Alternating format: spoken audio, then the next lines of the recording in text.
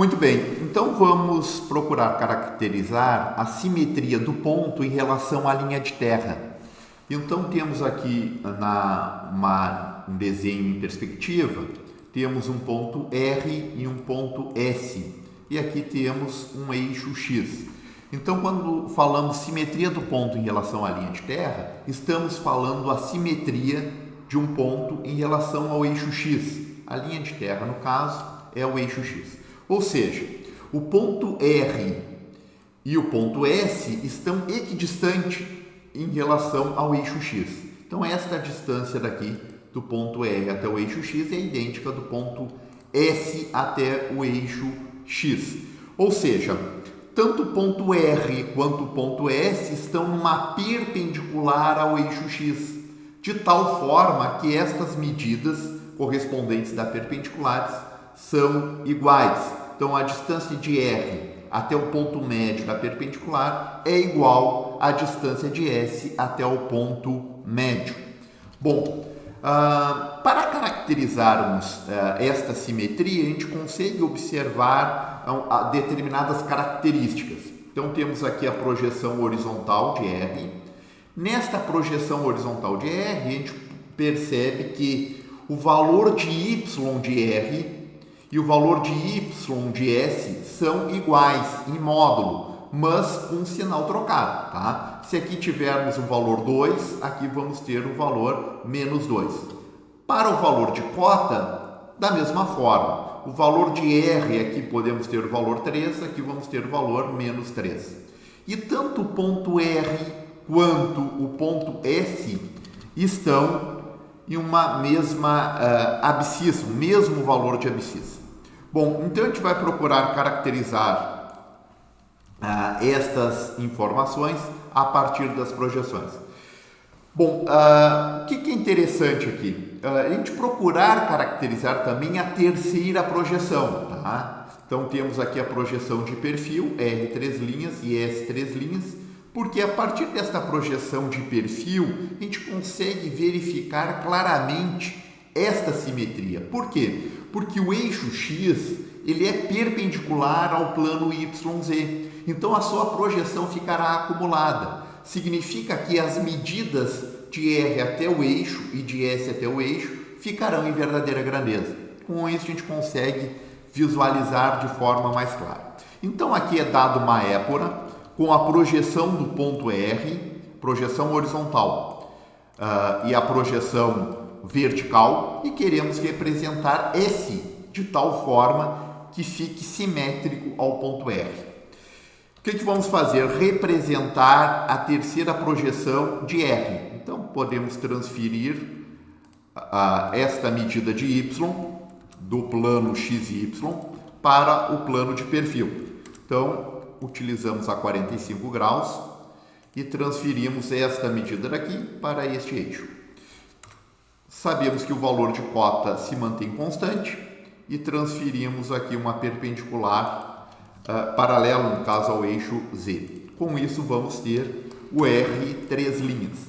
Então, a partir do momento que temos esta terceira projeção, a gente vai conseguir caracterizar a simetria. Claro que poderíamos trabalhar com a simetria direta, projeção frontal e a projeção horizontal. Mas é interessante utilizarmos a terceira projeção, porque a gente vai conseguir visualizar de forma mais clara esta questão da simetria. Então, podemos unir o ponto R até esta origem, lembrando que esta origem será o eixo X com a projeção acumulada. Então, podemos caracterizar aqui esta medida que está em magenta.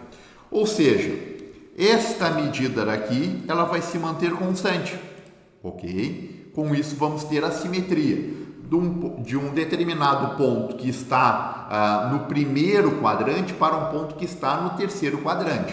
Tá bem? Então, de perfil, a gente consegue analisar bem esta questão dos quadrantes. Primeiro, segundo, terceiro e quarto quadrante. Então, com isso, vamos ter aqui a projeção, a terceira projeção do ponto S. Poderíamos utilizar de outra maneira, poderíamos utilizar uma circunferência e esta medida de raio da circunferência vai se manter constante, certo? Então poderíamos utilizar também desta forma. Bom, o que observamos aqui? Que a medida correspondente de y, tanto no ponto S quanto no ponto R, são em módulos, temos a mesma medida estabelecida. Imagine, o valor de y do ponto R corresponde a esta medida daqui. A medida de y do ponto S corresponde a esta medida. São idênticas, mas com o sinal trocado. O valor de Z de R, esta medida, é idêntico ao valor de Z de S em módulo, são iguais, mas com sinal oposto. Bom, a partir do momento que temos essa projeção de perfil, a gente consegue transferir estas informações para a projeção horizontal e a projeção frontal. Por que a gente transfere e a gente consegue transferir? Porque temos os valores estabelecidos de y e de z. Porque o x, obrigatoriamente, quando temos uma simetria em relação ao eixo x, ou seja, a linha de terra, obrigatoriamente o ponto S também ficará nesta linha de chamada. Então vamos realizar essa transferência. Primeiro, podemos transferir para a projeção horizontal. Então temos aqui esta medida de y, que é o valor negativo no plano de perfil. Estamos considerando aqui somente esta visualização. Então transferimos essa medida de y para esse eixo y, que é o valor negativo para a projeção horizontal. Então, ao realizar essa transferência, vamos verificar que o ponto S1', o S1', será este ponto daqui.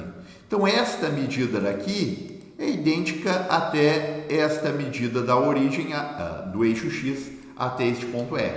Tá bem? Então, poderíamos utilizar uma simetria sem nenhum problema. Em módulos são iguais, mas com o valor trocado de sinal. Tá? Então, se aqui temos 2, aqui menos 2.